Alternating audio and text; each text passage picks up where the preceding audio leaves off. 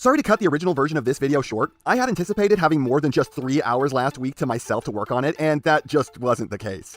To make up for it, I'm going to be changing some stuff up and moving it around in this video, so you won't necessarily completely recognize the segments. Also, this experience has given me a brilliant idea for a new type of video, so stay tuned later in the week for that, and as always, this is a roast. It's all done in good fun. I think with this, I'll have finally proven that I'm not insincere when I say that. I will ream all the characters from every corner of this franchise fresh new assholes. I have no mercy. So let's start out with the guy that you all thought I was going to go easy on before the last video happened. Optimus Prime. Here's a problem that we're going to run into though. What the fuck do any of these guys actually look like? With G1, they didn't so much have animation errors as they had animation corrections. Because when the stuff is only on model like 3% of the time, then they aren't errors anymore. The characters are just roiling masses of random geometry that vaguely resemble the same thing twice. And Optimus is no exception. Is he chonk or is he not? He is both and he is neither. No matter what though, he always looks like he's trying his hardest to be a bad Power Rangers Megazord cosplay.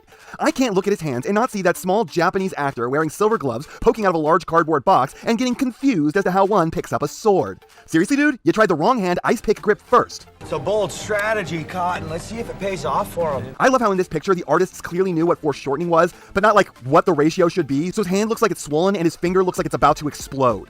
And then I didn't know that Optimus was a floundering fashionista. He's got like 4 different hats that look like he designed them himself, and basically all of them in the first season look like they're fused with a baseball helmet.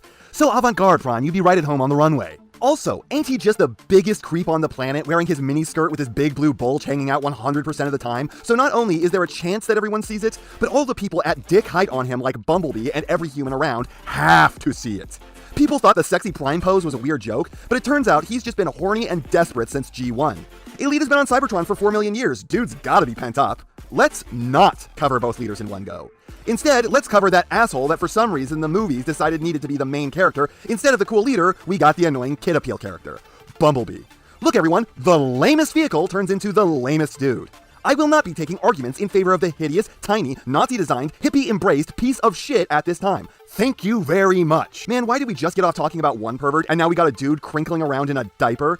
Doesn't help that this looks like he's wearing a girdle. And what is up with your head, dude? Why are you the only person ever to be designed with a double chin built into your face?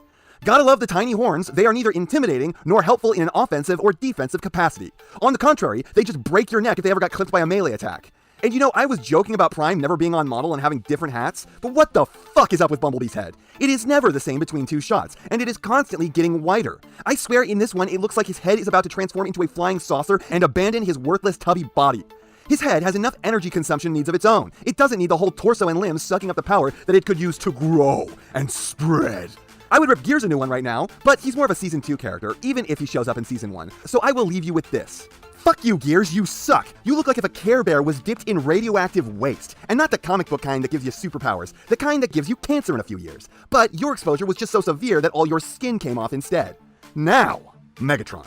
You leggy bitch. Were you inspired by Dr. Frankenfurter? You dressed the part with your tiny Speedo and thigh highs. You look like a male stripper. And not like a good male stripper, but like the kind that they put on at the end of the night to scare everyone out of the bar if that ragged smoker's voice and caveman monobrow is anything to go off of. What kind of chromosome deficiency caused you to have 3 distinct eyebrows when you're from a race that doesn't have eyebrows to begin with? I almost wonder if those eyebrows are actually something far more terrifying and you're covering it up with that helmet. And yes, I've seen the whole few Megatron kibble helmet eyebrow scandal thing. Why have you chosen to look like a Leisure Suit Larry from the 70s, complete with chest hair and a bad case of body denial? You look like someone's grandpa who insists that they could still work at Chippendales. The only reason your men follow you is because they're worried that if they don't, you'll start giving them a lap dance. And that's the kind of action that you pay to have not happen to you. Then you got Rufus. And if you want to understand why I call him Rufus, watch the preview for this video. Anyways, Rufus looks like what would happen if the Dutch Boy Paint mascot and the Teenage Mutant Ninja Turtles got in a bad teleporter accident, put on 50 years, and then stole all of Megatron's cigarettes, as well as Man-at-Arm's helmet, and also his G-string for when he's feeling saucy. Why is he always standing there, looking like he's just waiting for someone to comment about how foul the shit he just took is, so he can rumble them? He's just got that rearing to tussle for some petty bullshit energy. Yeah, I made that. You gonna make my day and make something of it? Didn't even have to take my panties off to bring something that wrong into this world. Now come on. Give me a reason. Then let's ruin this whiny little bitch's day too. Starscream, I know you're too dumb to lead, but you're also too dumb to live considering that you don't understand how high heels work. You are barely getting any height off that at all. The base you're standing on is as big as a bowl for some reason, and you got those cape wings, so Megatron can't even see your ass with them on like you want him to. and put a goddamn shirt on. I don't need your erect nipples in my face every second I look at you. Can I just quickly point out how much I love that people don't understand that these pictures of the characters are foreshortened to a human's perspective? If this was just supposed to be Starscream's real proportions, then his fists are bigger than his head. Easy to believe considering what an idiot he is, I know, but still, wrong.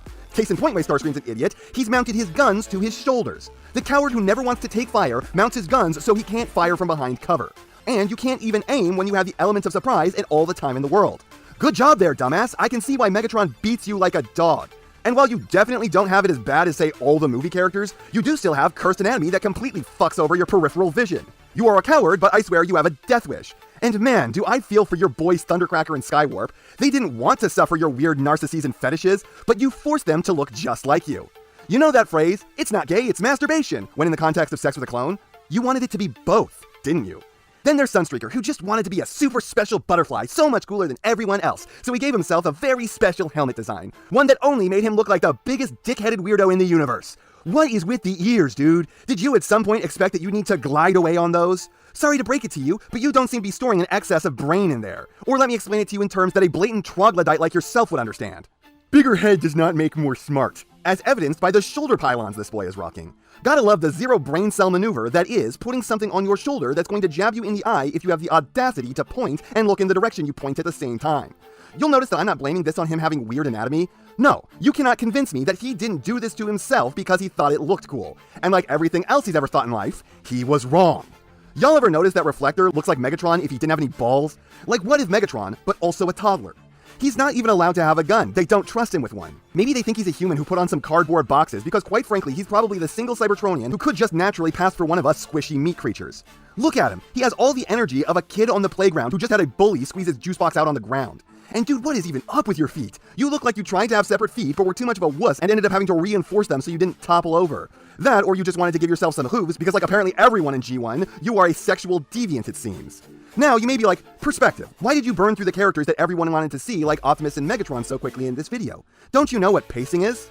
Oh, I've been pacing myself. Because you see, I've been saving the worst for last. G1 Season 1 had many designs, Huffer being the least of which. Where do I even begin with this crowning achievement of suck? You look like if a transformer exploded out of Donald Duck's knees. You look like an executioner's punishment in hell for all the lives they took. You look like someone's grandmother tried to design a superhero who was supposed to inspire kids to brush their teeth. You carry the energy of pure, unadulterated lameness upon those utterly impractical shoulders of yours. Primus is a sick god if he created you intentionally. What possessed them to give you normal fists and forearms, no elbows, biceps that are twice as wide as that, bracketed off your body by at least a foot, attached to what I can only describe as aft arms as opposed to forearms, attached to a yet further joint, which is attached to a yet further bracket off your body. And the result of this horrid string of joints is that you actually have less arm range than normal. I got elbow and shoulder here, and I can do so much more than just the windmill that you seem to be capable of. You are a goddamned calamity. Turns out Bay wasn't inspired by Beast Machines. All along, he was inspired by G1. It's just for some reason the only thing he ever saw of G1 was the cursed crusader himself, the paladin of suck, Huffer. This guy has all the trademarks of a Bay design. Ugly? Check. Weird proportions? Check. Anti-useful anatomy? Check. No peripheral vision? Check. Character traits that are annoying and make you hate him as a person? Big check right there. Huffer, you suck so bad that I legitimately can't remember a time where you did something useful, helpful, or even cool. Your biggest claim to fame is that one time where you carried someone else's tools for them. They didn't even bother to show your corpse in the movie like Wheeljack. As much as it would have brought everyone endless joy to see you get riddled with blaster fire, you just die off screen and they only tell us it happened later. Either the filmmakers just couldn't bear to look at you long enough to show your death, or they couldn't stand the thought of you getting out even one word before you were wiped from our existence that you dare to share. You pick whichever you want. Normally I keep these roasts limited to the design of the character. Huffer earned his special exception. Anyways, I know there are more characters in G1, but if I did them all in this video, it would easily be 30 minutes long, and I like to keep them short and sweet. Besides, I can always tear them a few more assholes another day. And that, this time, is not half what I have to say, but it's enough what I have to say. And I know, you know, what everyone else tells you to do at the end of these videos. So, if you liked what you saw here, please do that. And if you'd like to take it a step further, then please, share this video with any friend you think may be interested. I hope you all enjoyed listening to me waste your time.